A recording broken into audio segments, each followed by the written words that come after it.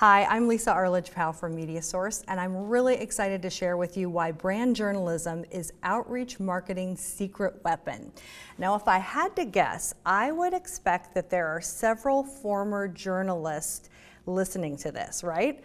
Well, so am I. And actually, I will show you my super embarrassing 1990s news photo of me as an anchor woman in Texas. And please do not laugh, because we all know everything is bigger in Texas, especially hair, and my hair is huge. So I challenge any of you former news reporters, producers, editors to post your super embarrassing photo so I don't feel so bad, okay? So tweet me at Lisa Arledge on Twitter, and then that way I won't feel like the only former news person with big hair, all right? Seriously, if you have journalism training, you are set up to succeed today in the new world of communications. And even if you don't have training as a journalist, I can help you take your communication skills and learn how to do brand journalism, because it's a brand new world out there and we need to know how to communicate. So brand journalism is a new trend that we've heard about recently. I've actually been doing some form of brand journalism for the past 16 years at my company, MediaSource. I talk a lot about brand journalism all across the country, and today I just want to let you know that I really approach it from a PR and marketing perspective, so I'm going to talk more about that today. So over the next 30 minutes, here's what we're going to do. I'm going to define brand journalism. What is it? What do you need to know about it? We're also going to talk about who are the best brand journalists. There are some companies that are doing a really good job, and I want to share that with you as examples. I have a case study I want to show you that we drove so much traffic using brand journalism to a major website that it actually crashed it. It was pretty amazing. And also, I want to share with you the brand journalizer story criteria. By the end of this session, you will be brand journalized, so get ready. Before we define brand journalism, I want to define outreach marketing, just to put it all into perspective. So, outreach marketing, the definition, this is according to our friends at Group High, aims to take marketing back to its roots by focusing on a human-to-human connection and the basics of consumer psychology. So the intent is to bring marketing back to a simple level so that you're connecting with your consumer instead of marketing to them. So it's saying that we need to stop marketing to our consumers and we need to start connecting with them. This is why brand journalism is so right for this. So what is brand journalism? It is discovering and creating news content on behalf of a brand. Now, the key word here is news. It needs to be newsworthy to your audience. When I talk about this, a lot of people say, wait a minute, I don't have a story within my brand that's going to get picked up on CNN. So that's not what I'm talking about. Your story doesn't necessarily have to be so newsworthy that every consumer in the whole world cares about it. You just have to know who is your target audience, and you need to make your content newsworthy to that audience. And that's really the secret of brand journalism.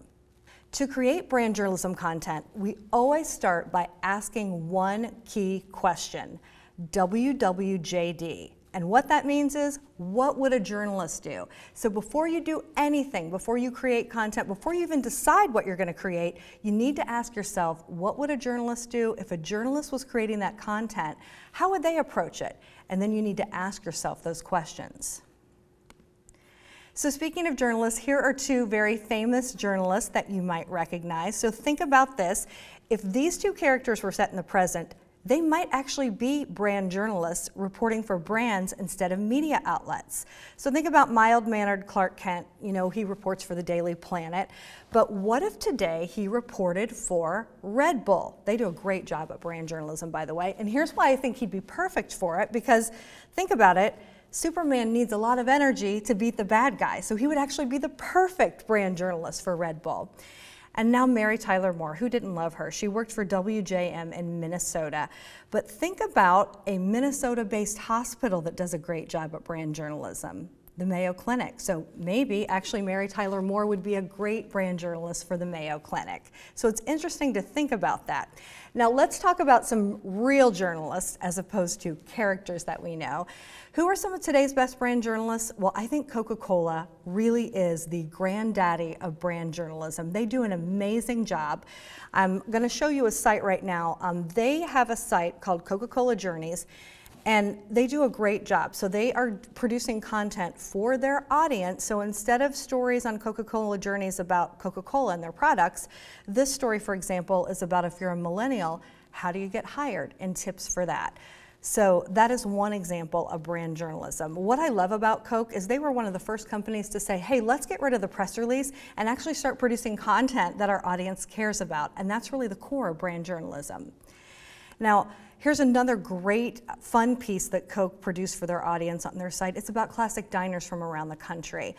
And this kind of piece was great. They put it out during the summer travel season, and I'm showing you this because this is an example of a tip that we always give our clients doing brand journalism. So when you're doing your editorial calendar, think about what your audience cares about, not necessarily about your brand launches and what's happening with your brand. And Coca-Cola did a wonderful job with this. They know people are traveling during the summer, so they did a feature piece about these classic diners all over the country. So that's a great, great tip about brand journalism.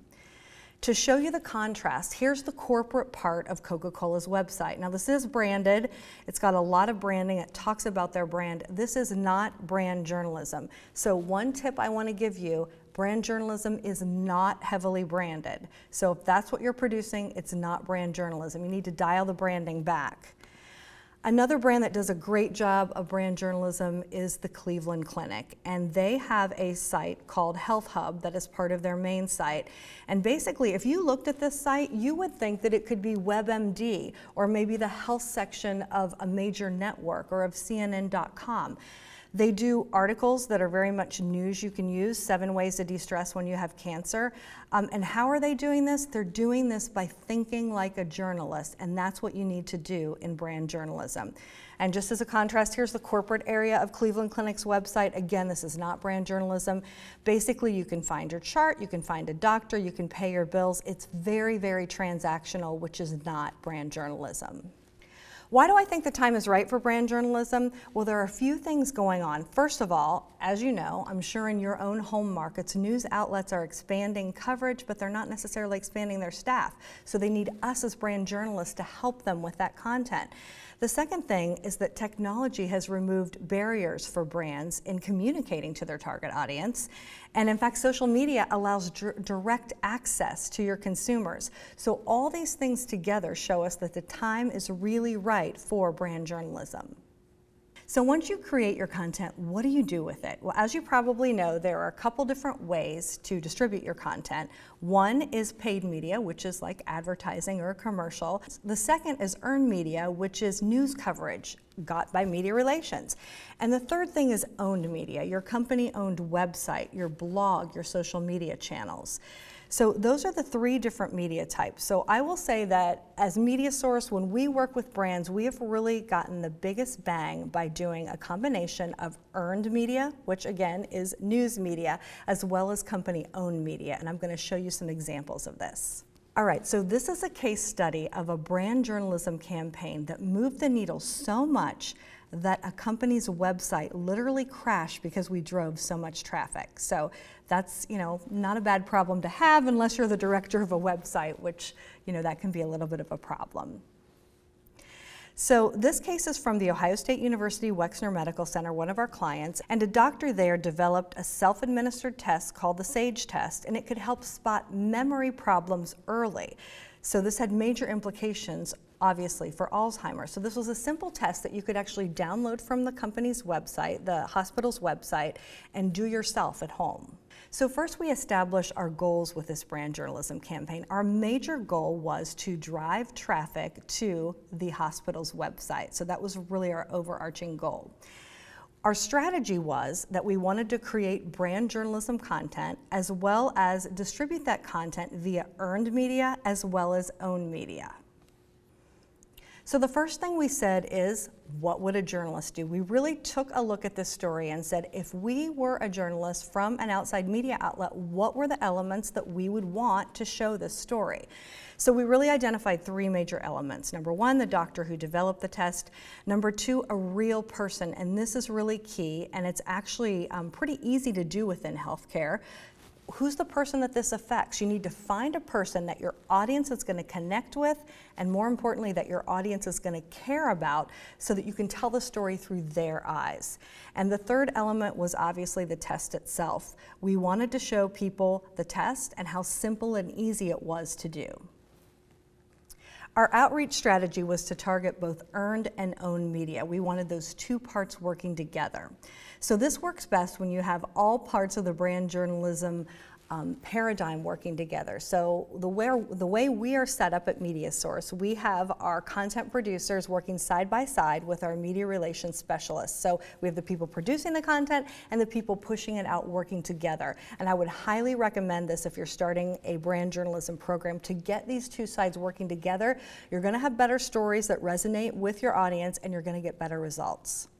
The other thing I would say about having things work together is you have to have traditional media and social media working together. So you can't do one or the other. You really need to be doing both in order to amplify your message the loudest.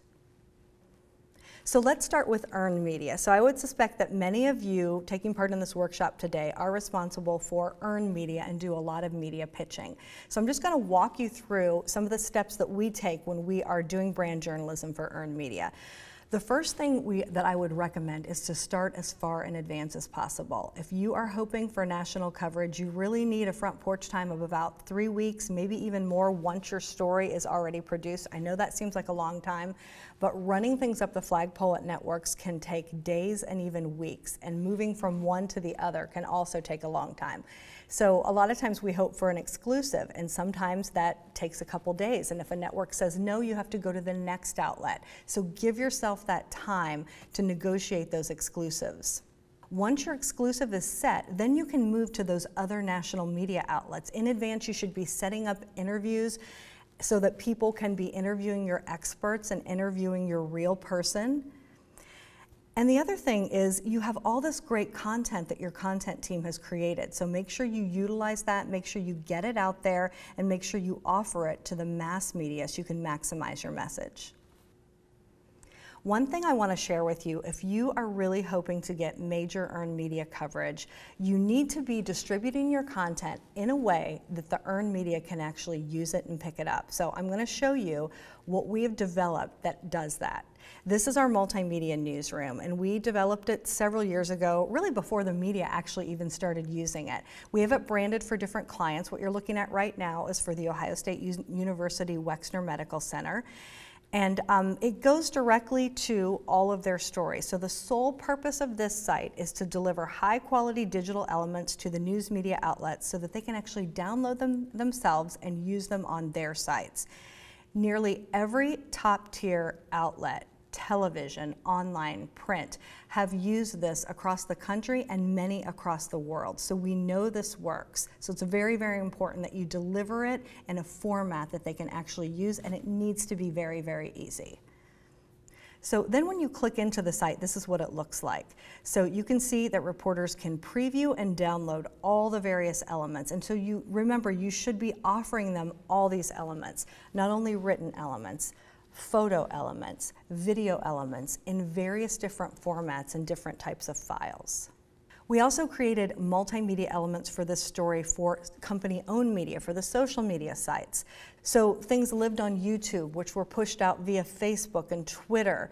Sometimes we create 15-second Instagram videos of our stories that our clients will use on their company-owned media sites. So the same goal with these as earned media. We wanted to push these out in order to drive people back to the hospital's website so they would download the test. So as part of our media relations efforts that I talked about earlier, we did reach out to the national media, and we started working with Dr. Nancy Snyderman's producer at NBC Nightly News. And basically, by the time they got back to us, it was already the day the story was airing. So NBC didn't really have that much time to get their own media elements. This was a real win for the hospital. The reason is they had all these brand journalism elements that were already out there and already done. So we were able to provide some of these outlets to NBC News, as well as set up some interviews for them so that their producers could do their own interviews with the doctor and also the patient. So that night on NBC Nightly News, they produced a 2.5-minute story. I'm going to show you just a snippet of this, not the whole 2.5 minutes, but honestly, we couldn't have scripted it better because for 45 seconds, they showed the hospital's website, their URL, on the television on NBC Nightly News for all their viewers to see. So take a look. From NBC News World Headquarters in New York, this is NBC Nightly News with Brian Williams. A number of people who spend a part of every day wondering if their memory is failing them and whether it could be a sign of something more serious. Tonight, there is a new at-home test to help keep track of mental sharpness. We get our report from our chief medical editor, Dr. Nancy Snyderman. 80-year-old retired nurse Emily Shorenstein loves to travel and spend time with family. She's been all over the world. She's one of more than 1,000 people over the age of 50 who took one of several short exams developed by researchers at Ohio State University's Wexner Medical Center. They're showing some promise at identifying cognitive issues early, and it's a tool, researchers say, for anyone concerned about their own or a loved one's memory loss. They can do it on their own. It doesn't take doctors' time, staff time. It can be done virtually anywhere. The so-called SAGE test is free and available online for download. Anyone with a computer can access it at sagetest.osu.edu. Once printed, the simple 4-page exam measures drawing skills, problem-solving, language, and more. The answers are also online, so anyone can check scores and track progress. Researchers say if you're 62 or older, taking the test once a year could be a good way to track any decline. Doctors caution, however, that the test is just one way to identify a potential problem. It just says, hey, maybe my thinking is not as good as it used to be. And it starts the conversation with your physician.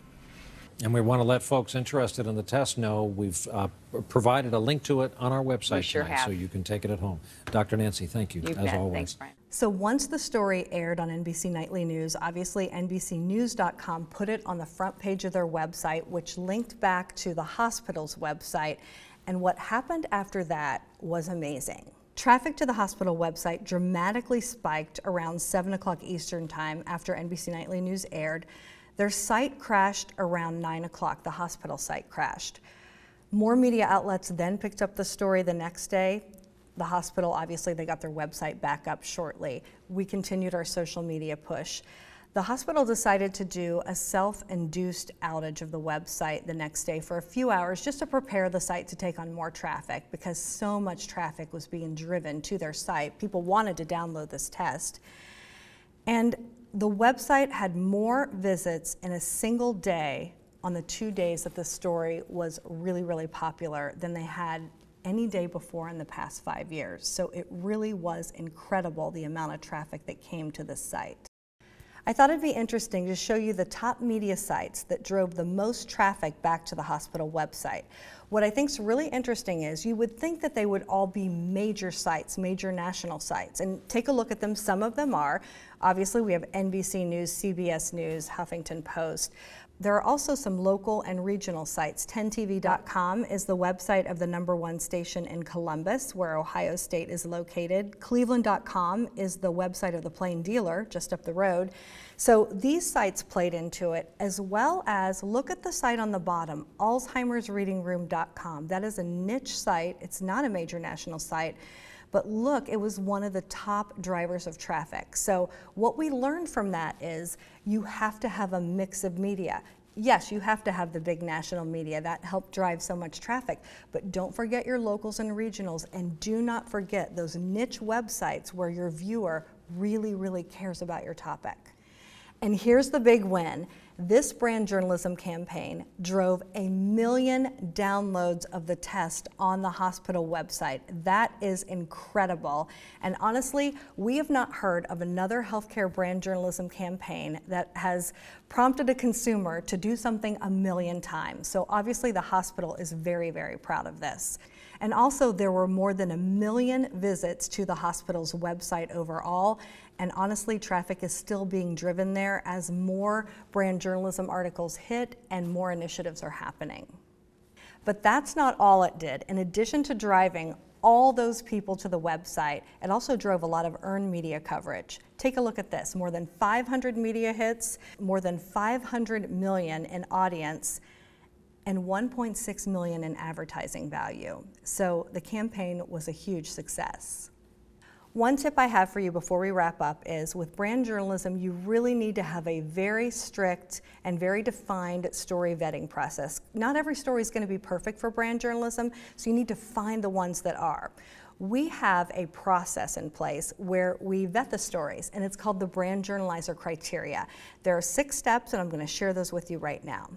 The first step is to focus on the audience. And obviously by that, I mean, who are you trying to reach? Who is that target consumer? What do they care about? And that's what you need to focus on.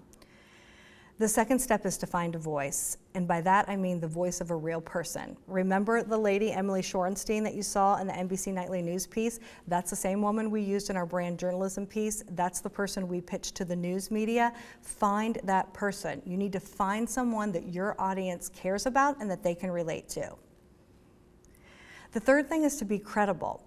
Obviously, your brand may be credible on its own, but sometimes that's not enough. You need to tie into a national statistic, you need to tie into pop culture, tie into something bigger than you and your brand so that you can be part of something larger and more credible. Next, keep it simple. Especially if you're talking to the consumer, you can't use your industry speak, you can't talk in big terms. Talk in terms that they can actually understand. Simplify things. Think visual. I showed you some examples earlier that you always want to provide stills and video, graphics as well. One tip I have when you're thinking about visuals, don't think about those once you go out on location to gather them. Think about them ahead of time. As you're planning your story, ask yourself, what's my iconic visual? What's the key video that I need to get? So you need to be thinking about that earlier because you need to plan it ahead of time.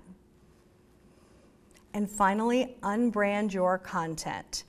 Many people get very nervous when I say this because they say, well, why am I paying for a brand journalism campaign if I don't have any branding in it?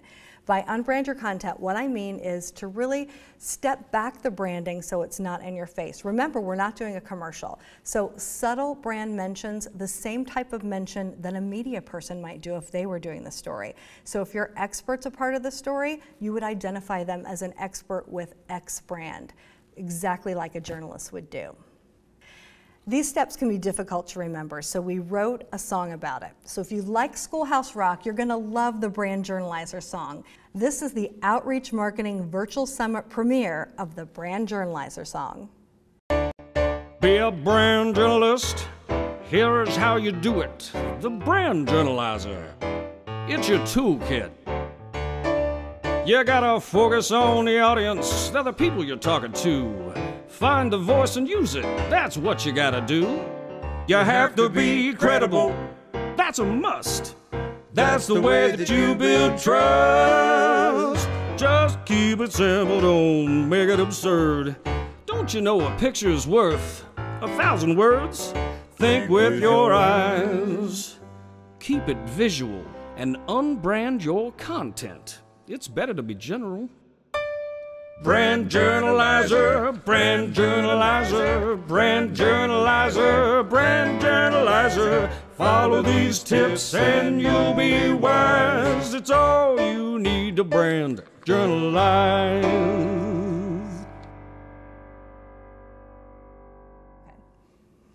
I hope you loved the Brand Journalizer song. If you did, please share it with all your friends. The URL is on the screen. We need to make this a #1 song, so please, it's got to go everywhere. I hope this has been helpful to you. If you have any questions about the song, about anything related to brand journalism, please email me or you can tweet me at Lisa Arledge on Twitter. Thanks so much.